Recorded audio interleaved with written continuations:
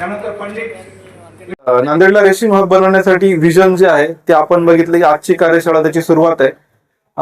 एक तर फार मोठ्या संख्येने लोक आलेत आणि नवीन नोंदी पण खूप आहेत. जवळजवळ 500 आणि 600 म्हणजे सिल्क समग्र आणि पोकरा म्हणून जर 1000च्या वर नोंदणी आता झाली आहे.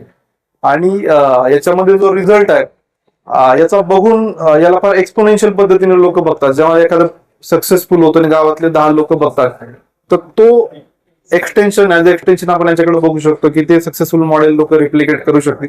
दुसरी गोष्ट, आता जे मार्केट नव्हतं आपल्याकडं ते मार्केट नव्याने आपल्याकडं खूप डेव्हलप झालेलं आहे. लोकांना फार कमी अंतरावर हे मिळतंय.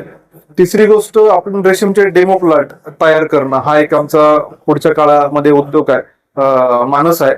आणि जे चॉकी आहे ज्याला आपण रिअर करतो त्या अळीला आणि चॉकीमध्ये रूपांतर करून ते विकतो, असे चॉकी सेंटर जास्तीत जास्त वाढवणे, नर्सरीज वाढवणे. नर्सरीमध्ये कोणी करत असेल तर त्याला इतर जे बँक लोन आहे किंवा कशाने इतर योजनांनी कसं सपोर्ट करायचा, तर असा मल्टी हे प्रॉंग अप्रोच आहे.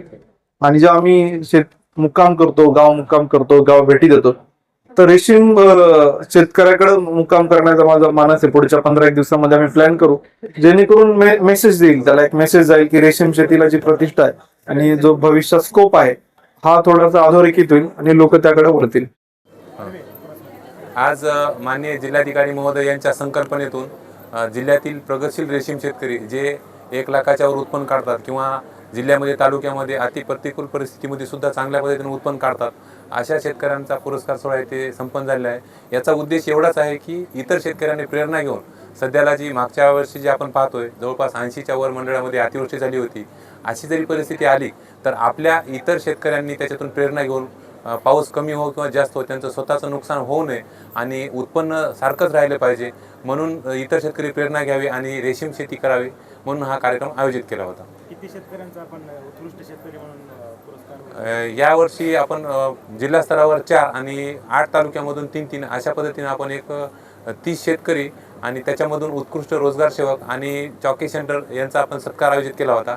माननीय जिल्हाधिकारी महोदय यांच्या संकल्पनेनुसार दरवर्षी आपण उत्कृष्ट शेतकरी असा निवडण्याचा संकल्प आपण केलेला आहे. आता असं आहे की याच्यातून एक स्पर्धा शेतकऱ्यांमध्ये तयार होऊन उत्पन्न जास्तीत जास्त वाढलं पाहिजे. पहिला जो शेतकरी जिल्हा स्तरावर आला आहे हनुमंतराव शिंदे, याचं एका वर्षामध्ये 7,60,000 रुपयाचं उत्पन्न आहे.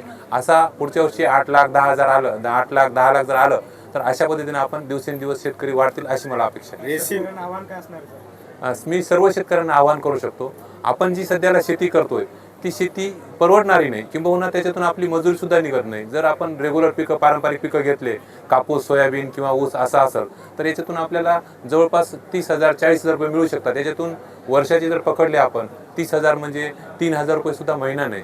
त्याच्यामुळे आपण जर रेशीम शेती केली तर किंबहुना कमीत कमी आपण 1 लाख रुपये प्रतिवर्षी एवढं उत्पन्न तर येणार याची मी 100% हमी देतो. सर, जिल्हाधिकारी आणि त्यानुसार आता महारेशीम अभियान आमचं नुकतेच संपलं आहे. महारेशीम अभियानामध्ये आम्ही जवळपास 500 एकरची नोंदणी केली आहे आणि पोखरामधून 1,000 एकरची नोंदणी झाली आहे. ही नोंदणी रेशीम नोंदणीसाठी, रेशीम लागवडीसाठी झाली. हे कन्वर्ट जर लागवडीमध्ये झालं तर जवळपास याच वर्षी 500 ते 700 एकर लागवड होईल. याचा पुढच्या वर्षी डबलवर आणि दुसऱ्या वर्षी आपण 3 पट म्हणजे 2-3 हजार एकर असा टप्प्याटप्प्याने न्यायचा आमचा विचार आहे.